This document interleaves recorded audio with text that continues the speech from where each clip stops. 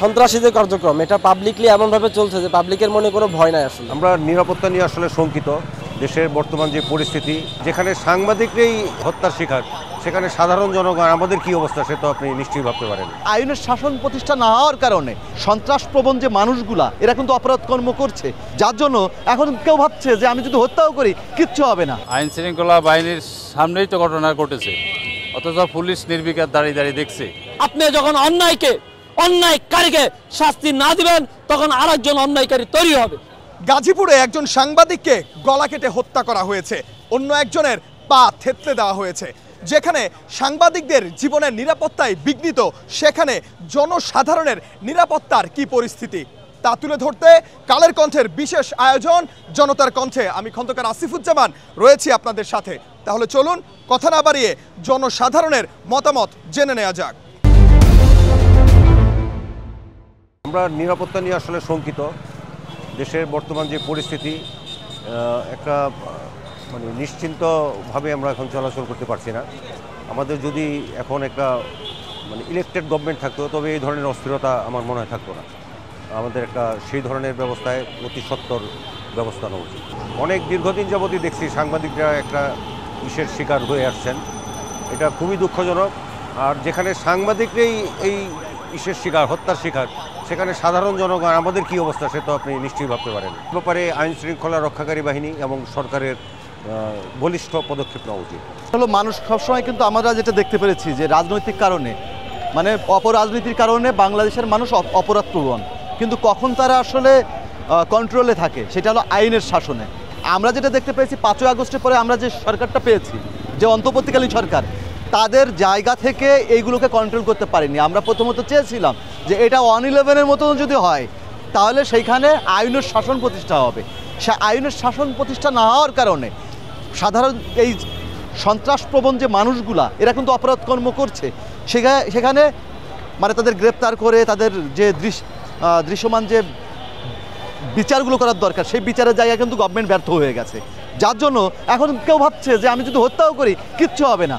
আর এটাই তো বাস্তব যে পলিটিক্যালি বা রাজনৈতিকভাবে যে হত্যাগুলো হয় বা এই সব সন্ত্রাসী হয়, এই বিচার হয় না, কয়েকদিন পরে বেরিয়ে চলে আসে। তো সেই জায়গায় একটা বড় গোষ্ঠী আছে যারা অপরাধ করার জন্য সবসময় সুযোগ খোঁজে, তাদেরই আমরা এই গভর্নমেন্ট সুযোগ করে দিয়েছে, আমি এইটাই মনে করি। কারণ এখানে তারা প্রশাসনকে রান করতে পারে নাই, তাদের যেই আস্থার জায়গাটা তৈরি করতে পারে নাই। একটা ভয়ঙ্কর রকমের যে রক্তক্ষয়ী সংঘর্ষ, এই যে বিপ্লবটা হয়ে গেল, তারপরে কিন্তু পুলিশ তো ভয়েই আছে এবং অন্য জায়গায় আইন এবং বিচার বিভাগ সেগুলো ঢেলে সাজানোর যে বিষয় ছিল এগুলো ছিলই না। আমি প্রথমত দোষ দেব একটাই, এই অন্তর্বর্তীকালীন সরকারকেই, কারণ তারা এইখানে ব্যর্থ হয়েছে। শুধু গতকালকে গাজীপুরে না, এর আগেও সারা দেশে, পুরান ঢাকাতে দেখছি মিটফোর্টের সামনে, এবং সারা দেশে এভাবে চলছে যে মব জাস্টিস বলেন কিংবা এই যে একটা মানে সন্ত্রাসী যে কার্যক্রম এটা পাবলিকলি এমনভাবে চলছে যে পাবলিকের মনে কোনো ভয় নাই। আসলে আমাদের এটার মূল সমস্যা আমি মনে করি যে আমাদের সরকার শক্তিশালী না, এবং স্বরাষ্ট্র উপদেষ্টা যিনি আছেন তিনি আসলে এই কাজের জন্য উপযুক্ত না। অথর্ব একজন স্বরাষ্ট্র উপদেষ্টা আমাদের বর্তমানে ইন্টারিম সরকারের রয়েছে, ওনার কারণে আর কি মূলত বেশি এই সমস্যাগুলো। আমি তো আগের মতন এখন আর রাস্তায় বের হলে নিজেকে নিরাপদ বোধ করি না। বসুন্ধরা ট্যাবলেট এখন আরো উন্নত। এই হট এয়ার থ্রো টপ শীত দ্রুত শোষণ করে সোনামণিকে দেয় কোমল অনুভূতি। বিশেষ করে সরকারকে এখন সবার আগে এই আইন শৃঙ্খলার ব্যবস্থাটা নিতে হবে আর কি।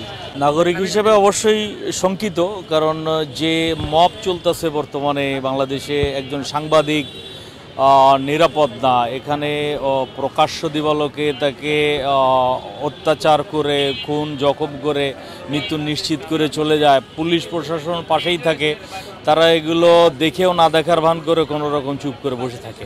এটা সাধারণ মানুষের ভিতরে এখন দিনকে দিন ভয়ভীতি আরও বৃদ্ধি পাচ্ছে, এবং আমাদের কাছে মনে হচ্ছে বাংলাদেশে এই মুহূর্তে প্রশাসন বলে কিছু নাই।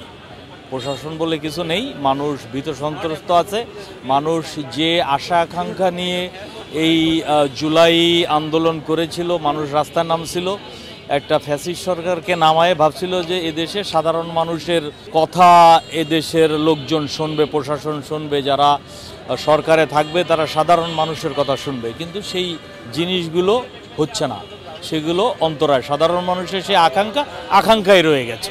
অপরাধীদের আইনের আওতায় এনে দ্রুত এবং দৃষ্টান্তমূলক শাস্তির ব্যবস্থা করা যেতে পারে যদি সরকার এখানে ভূমিকা নেয়, যে এগুলোরে গ্রেপ্তার এবং প্রকাশ্যে দ্রুত বিচার আইনে যাতে শাস্তি দেওয়া যায়। এটা করলেই মানুষ সেখান থেকে শিক্ষা নেবে। আমাদের সমাজে নৈতিক চরিত্র এতই অবনতি হয়েছে যে মানুষের প্রতি যেই মূল্যবোধ, মানুষের প্রতি যেই আচরণ, যে ব্যবহার করা উচিত, সেটা নিশ্চয়ই অতীতকে হার মানিয়েছে। গতকালকে যে ঘটনাটা ঘটেছে এটা ইতিহাসের বর্বরচিত আমি মনে করি, এবং এই ধরনের ঘটনা যদি অহরহ ঘটতেই থাকে তাহলে সমাজ কোথায় গিয়ে দাঁড়াবে সেটা চিন্তা করা দুঃসহ। সুতরাং আইন শৃঙ্খলা বাহিনীর সামনেই তো ঘটনা ঘটেছে, অথচ পুলিশ নির্বিকার দাঁড়িয়ে দাঁড়িয়ে দেখছে, অথচ পুলিশ চাইলেই তো সেটাকে প্রতিরোধ করতে পারত। আর জনগণ সেখানে যদি স্বতঃস্ফূর্তভাবে যেটাকে বাধা প্রদান করতো তাহলে হয়তো লোকটা বেঁচে যেত, কিন্তু দুর্ভাগ্যজনক তারা দাঁড়িয়ে দাঁড়িয়ে দেখছে। এটা আর কতদিন চলবে এভাবে? আমরা চাই যারা এই ঘটনা ঘটেছে তারা যাতে এই ঘটনার সাথে জড়িত তাদের যেন দৃষ্টান্তমূলক শাস্তি হয় এবং জনসম্মুখে শাস্তি হয়। গতকালকে আপনারা দেখেছেন 7 তারিখে গাজীপুরে সাংবাদিককে কুপিয়ে হত্যা করেছে, জনগণের সামনে জনসম্মুখে চায়ের দোকানে সাংবাদিককে হত্যা করা হয়েছে। সেটার তো সুষ্ঠু কোনো বিচার করতে পারছে? এখনো পর্যন্ত আসামিদেরকে সকলকে ধরতে পারছে কিনা সেটিও আমরা প্রকাশ পাইনি, দেখতে পেয়েছি। একজনকে শনাক্ত করেছে ভিডিও ফুটেজ দেখে, কিন্তু আমাদের কথা হচ্ছে যেই বর্বরতা শুরু হয়েছে এখন, যেভাবে করে সাধারণ জনগণকে 2 দিন পর পর হত্যা করা হচ্ছে। আপনারা মিটফোর্ডের একটি ঘটনা জানেন, পাথর দিয়ে একজন ব্যবসায়ীকে চাঁদাবাজির জন্য মারা হয়েছে, জনসম্মুখে মারা হয়েছে। জনগণ তামাশা দেখছে, ভিডিও করছে, কিন্তু প্রশাসন তাদেরকে নিয়ে নতুন নাটক শুরু করছে। প্রশাসন ইনিশিয়েটিভ কোনো ধরনের পদক্ষেপ নিতে পারছে না। দেখুন, আমরা বারবার বলছি যে জনগণের নিরাপত্তা তখনই প্রতিমান হবে যখন আমাদের আইন ব্যবস্থা স্বাধীন থাকবে। আপনি যখন অন্যায়কারীকে শাস্তি না দিবেন তখন আরেকজন অন্যায়কারী তৈরি হবে। একজন সাংবাদিকের উপরে হামলা হয়েছে, সাংবাদিক সত্য কথা বলবে, কারো পক্ষে যাবে কারো বিপক্ষে যাবে। এখন পক্ষ বিপক্ষ হলেই তাকে গলা ছুরি দিতে হবে তা তো না। এটাকে কখনোই মেনে নেওয়া যায় না। এই প্রতিবাদটা তো এই জবাই এগেনস্টের প্রতিবাদ আমাদের প্রত্যেককেই করতে হবে। এটা কোন ধরনের কালচার তৈরি হবে দেশে? আমরাও তো ঢাকা ইউনিভার্সিটির স্টুডেন্ট, এখান থেকে পড়াশোনা করে পাশ করে বেরোয় সাংবাদিকতা আমি নিজেও করেছি। এই ঘটনার জন্য না, সমস্ত সাংবাদিক নির্যাতনের জন্য আমি প্রতিবাদ জানাচ্ছি।